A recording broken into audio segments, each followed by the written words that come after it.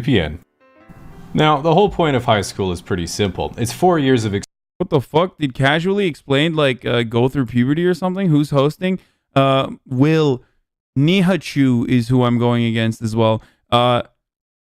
Will and Moist Critical are the ones who are going to be hosting exposure therapy for your host of teenage insecurities, mixed in with a few facts about cell division. During this time, you're trying to answer the important mortal questions in life, like, who am I? Who are my true friends? What do I want to contribute to the world? What does a boob feel like? All questions you'll likely never find the answer to. So, one thing everyone tells you in high school is to be yourself. But the problem is when you're 16, pretty much the only thing you care about is trying to be like everyone else. Nevertheless, what they really mean is you should go out and pursue the things that you enjoy so you can figure yourself out. The problem is that during high school, You bring up all these issues with the media, but you're doing the same. You're misdirection and ridiculing the arguments around everything that is conservative. I'm sorry.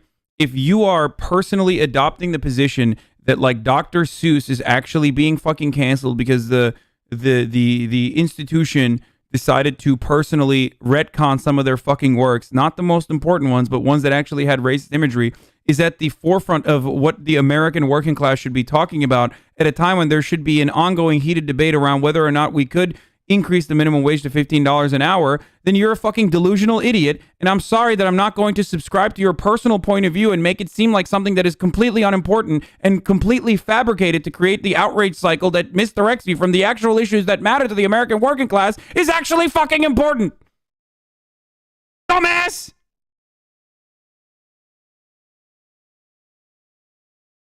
other kids can Now shut the fuck up and watch this fun video. Harsh and judgmental and make you feel like the hobbies and activities you enjoy make you lame and uncool. Fortunately, this completely changes when you're an adult because people are lonely and keep their thoughts to themselves. When you're in high school, your mind is young and impressionable, and therefore incapable of nuance. If someone laughs at your joke, now you're the class clown. If your crush gets a boyfriend, now you're alone forever. And if some kid makes fun of your sketchers, time to start writing the manifesto.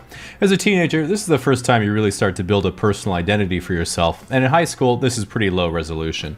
Athlete, jock, stud, gamer, whatever you prefer to call yourself. As you probably know, a lot of adults tell you that high school doesn't really matter, so you should just enjoy it. And that's true in the sense that there are hundreds of people you're never going to see again, so you do get a hard reset on the time you said orgasm instead of organism, or when you were in geography class and mispronounced Niger.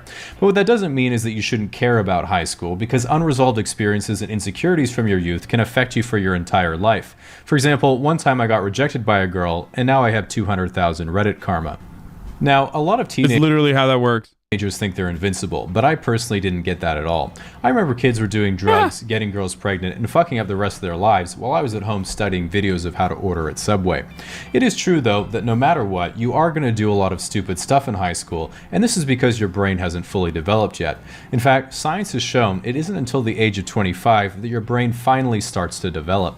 Until then, it's just empty space inside your skull where stolen mannerisms and personality traits bounce around aimlessly until they randomly pop out during conversation in response to anxiety. Of course, during high school, you mostly finish going through puberty, which means you unfortunately stop growing in both height and length.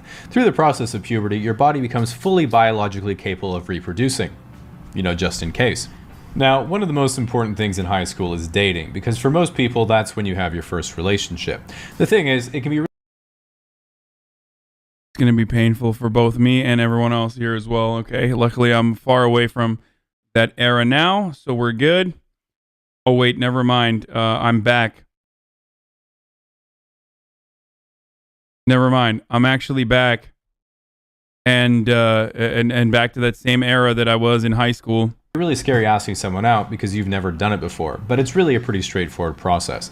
All you have to do is glance at your crush during class every now and then, make eye contact at some point, and then you just fantasize about your relationship for the next 3 years until they start dating someone else.